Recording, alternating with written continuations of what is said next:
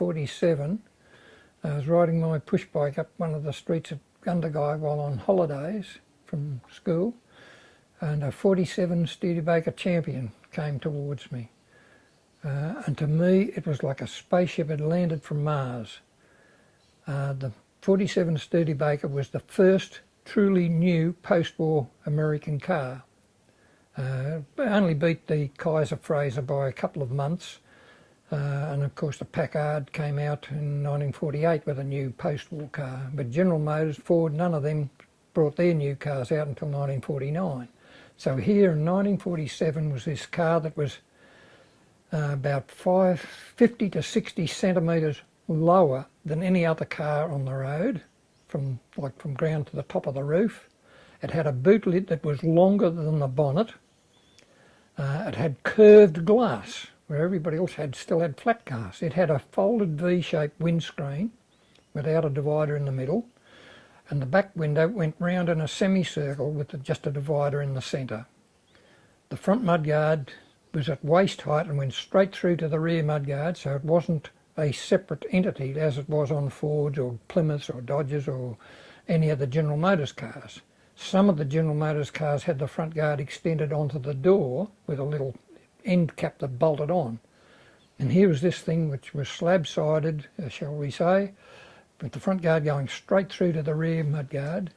And the rear mudguard was detachable, but the front half of it was impressed into the rear door.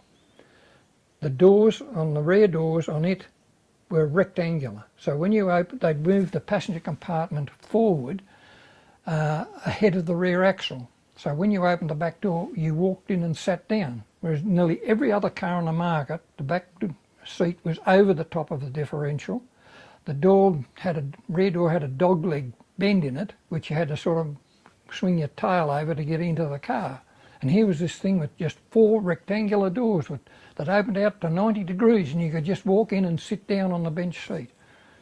So to me, as I say, it was like a spaceship. It was so far ahead of anything else on the market at that time.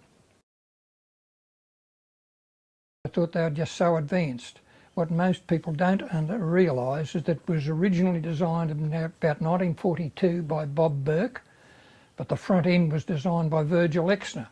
In fact, they both worked for Raymond Loewy Associates and the Raymond Loewy studio.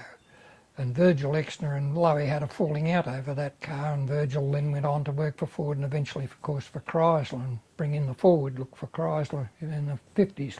But that Studebaker was designed originally by Bob Burke to have a rear engine, horizontally opposed rear engine from a helicopter. That's how it was designed to be. That's why the boot lid was longer than the front. However, the technology wasn't available at that time for that to eventuate, so it ended up with this little 6-cylinder engine in the front on the Champion, and the Commander had a bigger 6-cylinder engine with a longer bonnet and was really a little bit prettier car because the bonnet on it was longer than the boot, but the rest of the body from the screen back was the same as the Champion. And then when they brought the 50 model out, that was what was known as the bullet nose one, and again the windscreen, from the windscreen back, the body was basically the same, but here was this thing with a bullet nose and pointed mudguard, so it had 3 bullets sticking out at the front, when everybody else had square boxy fronts with a mouth organ type grille. So to me, Studebaker were always style leaders.